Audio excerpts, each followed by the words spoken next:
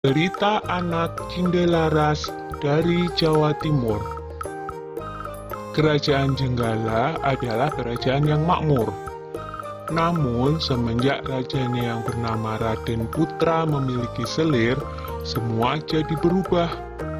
Kerajaan yang tadinya tenang, kini selalu bermasalah. Selir raja yang iri dengan permaisuri menjadi dalang semua masalah tersebut. Selir raja ingin mengusir permaisuri dari istana. Suatu ketika, Selir bersama tabib raja memfitnah permaisuri. Maaf Paduka, seseorang menaruh racun ke dalam minuman Selir. Tidak ada pelayan Paduka yang berani masuk ruangan ini kecuali permaisuri, kata tabib dengan meyakinkan. Raden Putra sangat terkejut dan marah mendengar itu. Ia memerintahkan patihnya untuk membuang permaisuri ke hutan. Untunglah Sang Patih adalah seorang yang bijaksana.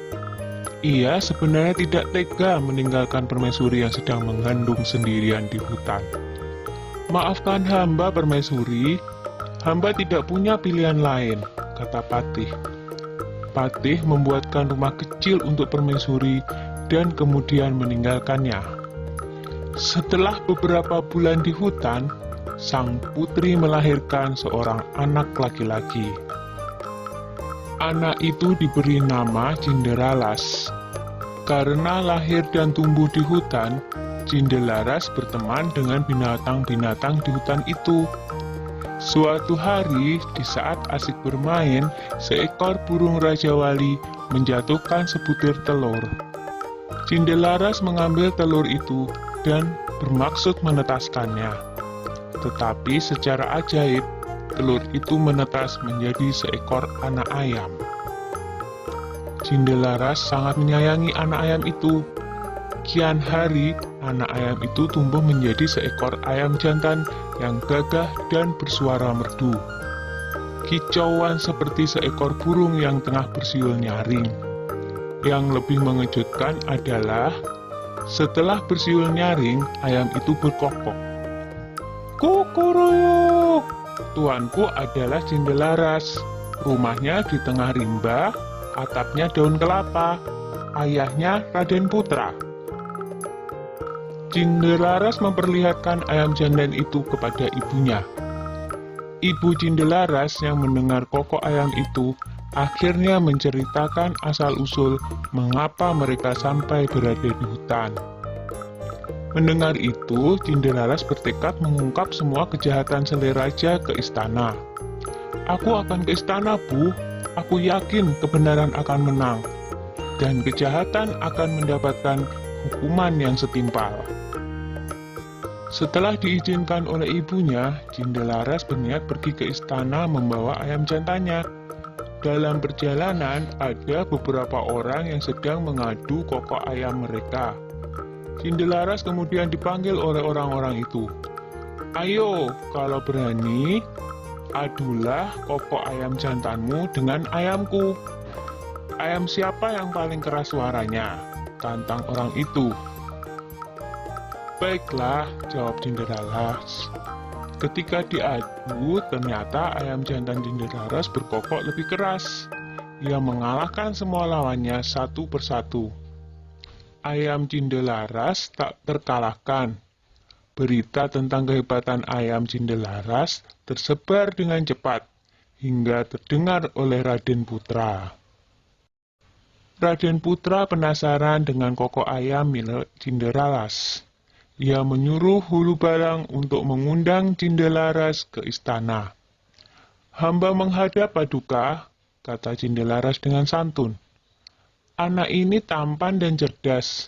Sepertinya ia bukan keturunan rakyat jelata, pikir Baginda begitu melihat sosok Cindelaras. Raden Putra menjelaskan maksud hatinya mengundang Cindelaras ke istana. Raden Putra menantang untuk adu kokok ayam. Cindelaras mau memenuhi tantangan Raden Putra dengan satu syarat. Jika ayamnya kalah, maka ia bersedia mengabdi mengurus ayam Raden Putra seumur hidupnya. Tetapi jika ayamnya menang, maka setengah kekayaan kerajaan menjadi milik Cindelaras. Raden Putra menyanggupi tantangan Cindelaras. 2 ekor ayam itu mulai berkokok. Ayam Cindelaras berkokok dengan sangat merdu dan lebih keras. Penonton bersorak mengeluh-elukan Cindelaras dan ayam jantannya.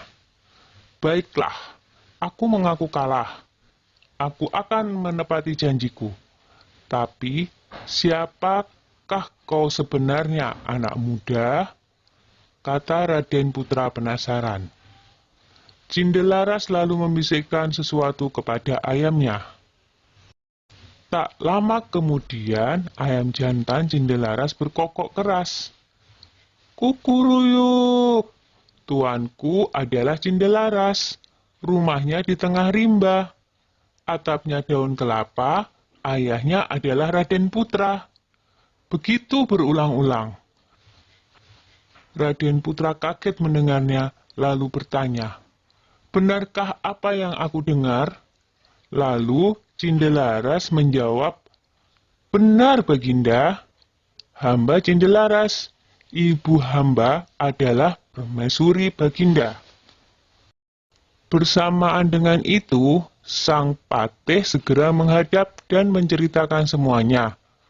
"Aku telah melakukan kesalahan," kata Baginda Raden Putra.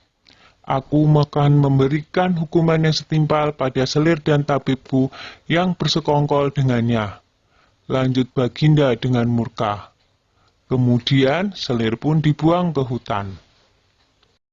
Raden Putra memeluk anaknya dan meminta maaf atas kesalahannya selama ini. Raden Putra dan hulu balangnya segera menjemput permaisuri di hutan. Akhirnya, Raden Putra, permaisuri, dan Cindelaras berkumpul kembali. Setelah Raden Putra tiada, Cindelaras menggantikan kedudukan ayahnya dan memerintah dengan adil dan bijaksana. Udah ya cerita Cindelarasnya. Jumpa lagi.